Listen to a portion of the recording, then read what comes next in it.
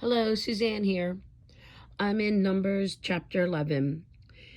And something really that struck me from this chapter that I wanted to share.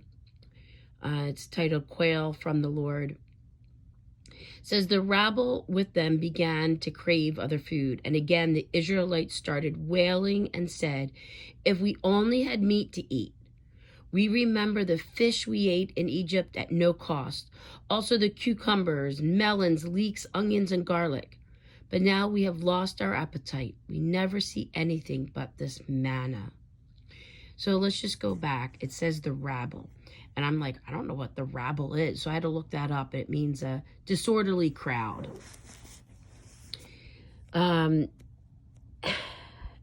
the other thing that struck me is that just their continued discontent in the Lord's provisions. They're so sick of eating manna.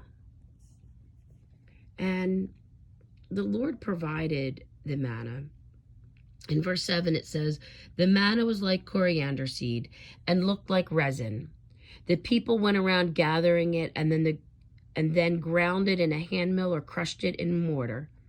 They cooked it in a pot or made it into cakes, and it tasted like something made with olive oil. When the dew settled on the camp at night, the manna also came down. And so one of the things that strikes me about this is that the many different ways that they could prepare manna. And we know from previous chapters that God provides the manna freshly every day. Enough for them to eat. Enough to give them what they needed. But let's just read on to hear what the people have to say. Moses heard the people of every family wailing, each at the entrance to his tent. The Lord became exceedingly angry, and Moses was troubled. He asked the Lord, why have you brought this trouble on your servant? What have I done to displease you that you put the burden of all these people on me? Did I conceive all these people? Did I give them birth? Why do you tell me to carry them in my arms as a nurse carries an infant to the land you promised on oath to their forefathers? Where can I get meat for all these people? They keep wailing to me, give us meat to eat. I cannot carry all these people by myself. The burden is too heavy for me. If this is how you're going to treat me, put me to death right now. If I have found favor in your eyes, and do not let me face my own ruin.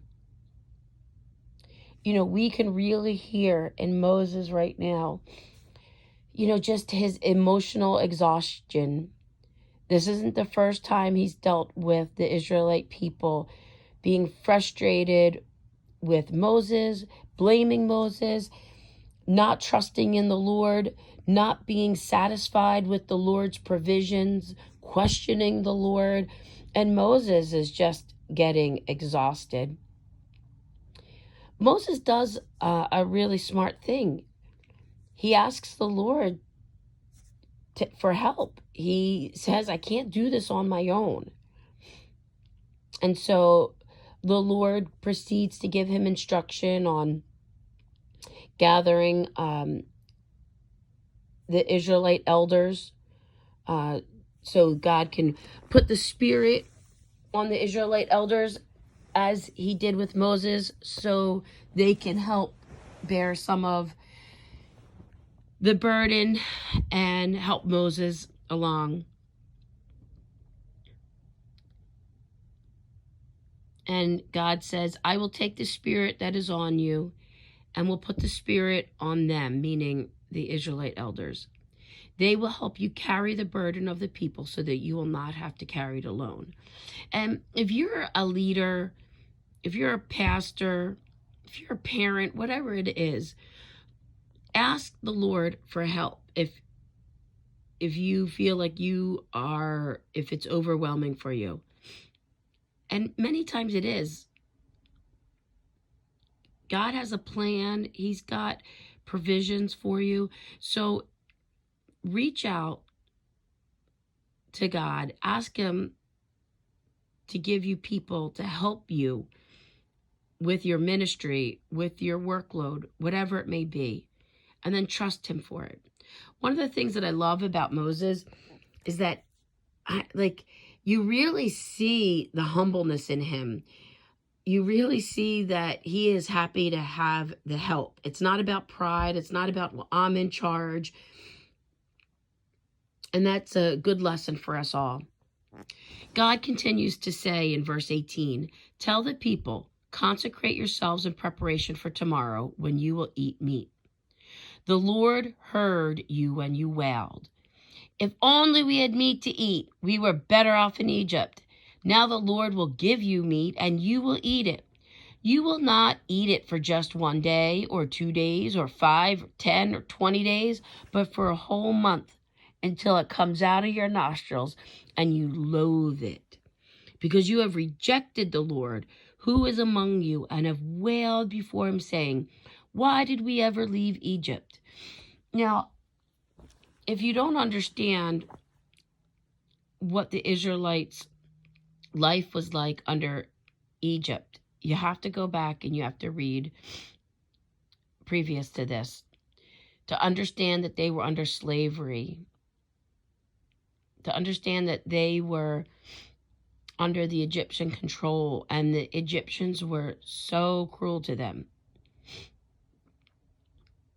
And they say many times that they would rather be back in Egypt than to face the challenges in the desert, which is astonishing to me. But I have the big picture. They didn't.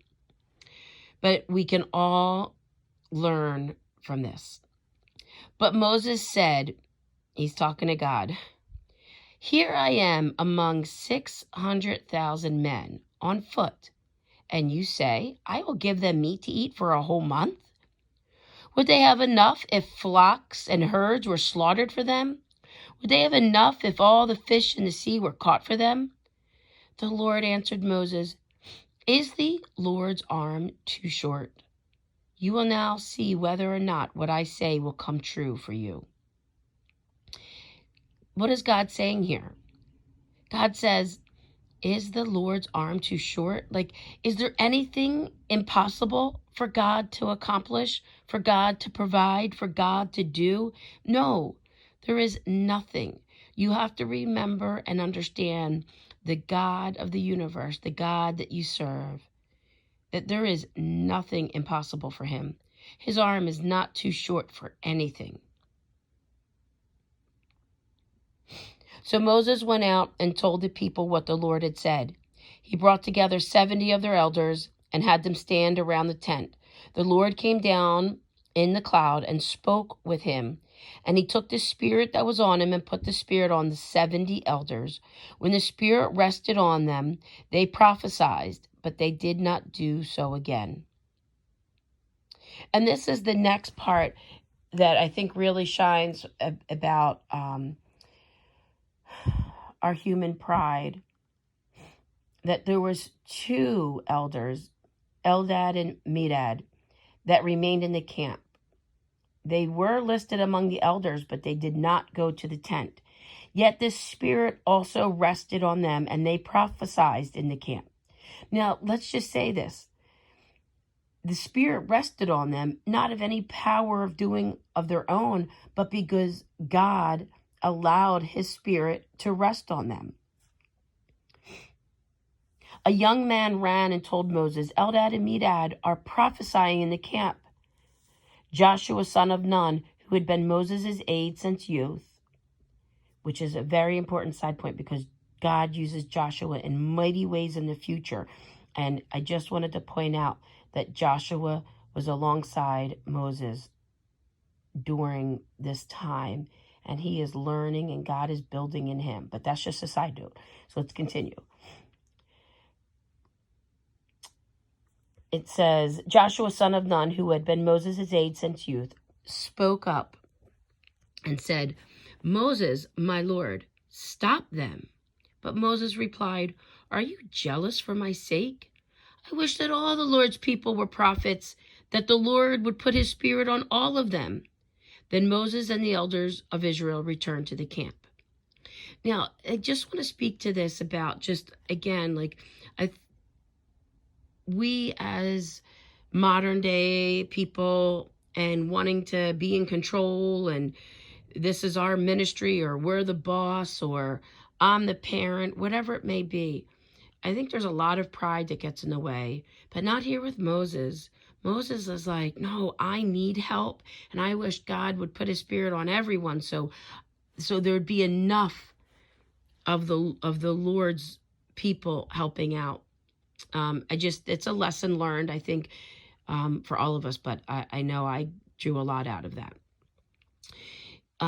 It continues to say in verse 31, "Now a wind went from the Lord and drove quail in from the sea. It brought them down all around the camp to about 3 feet above the ground, as far as a day's walk in any direction.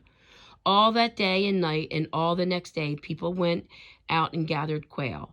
No one gathered less than 10 homers. Then they spread them all around the camp, but while the meat was still between their teeth and before it could be consumed, the anger of the Lord burned against the people, and he struck them with a severe plague. Therefore the place was named Kibroth Hattava. I'm not sure if I'm saying that right, but Kibroth Hattava, because they buried the people who had craved other food." And this is one of the things that I personally gleaned from the chapter 11, is that the Lord provides. He doesn't always provide in the way we want, but he provides, and his provisions are 100% the best.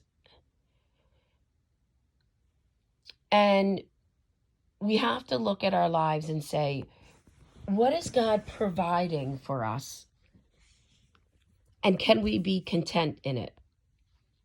What is the Lord providing for us? And can we be content in it? Yes, we can be content in it. I personally reflected on some things in my life that that God has provided. And I just was saying, Lord, let me be content with the manna that you are giving me. Let me not crave other meat. Now, of course, I'm speaking in metaphor. I'm speaking in terms of there's provisions in my life, and that I'm happy with those provisions. And if God has something more for me, is his arm too short to give it to me? No, I don't need to grumble against him. I don't need to be discontent. I just need to be content and continually seek the Lord for his will and his way.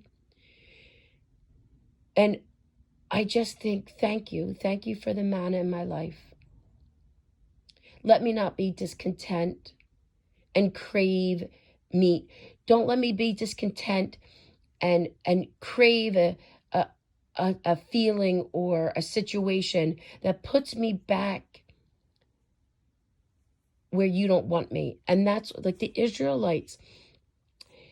They were saying, we'd rather be back in Egypt as slaves and have meat and other foods to satisfy us than to be free in the desert in God's will and his provisions. Don't let your cravings allow you to make bad decisions or grumble against the Lord, to grumble against your leaders, to grumble against your pastor, to grumble against your parents, to grumble against the Lord. Seek the Lord. Fall face down. And if you're having a problem being content with the Lord's provisions, just fall face down, worship him, pray, and ask him to show you how to be content. I pray this blesses you. Have a good day.